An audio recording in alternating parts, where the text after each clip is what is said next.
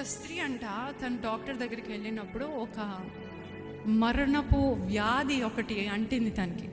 So తను ఇంకా reports తీసుకొచ్చి చాలా దిగులు పడి, ఏంటిది ఇలా అయిపోయింది, ఏంటి ఎంత చికిత్స ఉంటుంది, సంథింగ్ లైక్ క్యాన్సర్ చికిత్స ఉంటుంది కానీ it's so expensive and 50-50 chances, అవునా కదండి?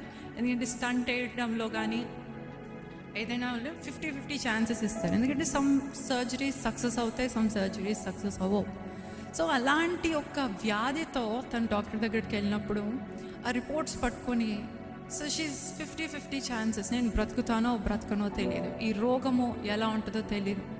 సో ఈ యొక్క దీనిలో ఉన్నప్పుడు ఇంకా రిపోర్ట్స్ పట్టుకొని దేవుని సన్నిధిలోకి వచ్చి ఇంకా ప్రార్థన చేయడం మొదలుపెట్టింది, విలపించుకోవడం మొదలుపెట్టింది. She cried out to God, దేవా నా సమస్తము, నా జీవితము, ఈ రిపోర్ట్స్ ఇవన్నీ నీ హస్తాలకు అప్పగించుకుంటున్నానయ్యా, నీకు అసాధ్యమైనది ఏదీ లేదు, సో నీ హస్తాలకు అప్పగించుకుంటున్నాను, నువ్వే చూడు అనేసి she started her treatment, she started her medicines treatment.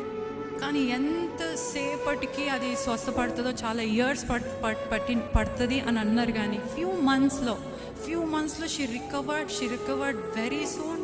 ఇవన్నీ చూసి డాక్టర్స్ చాలా ఆశ్చర్యపడిపోయారు, ఏంటిది ఇంత త్వరగా రికవరీ, ఇంత త్వరగా ఇవన్నీ చూస్తుంటే ఇట్స్ మాకే చాలా మిరాకిల్గా ఉంది అని అంటుంటే, doctors you might treat me but it's my God who healed me అని అంటారు. అర్థమైందా అండి?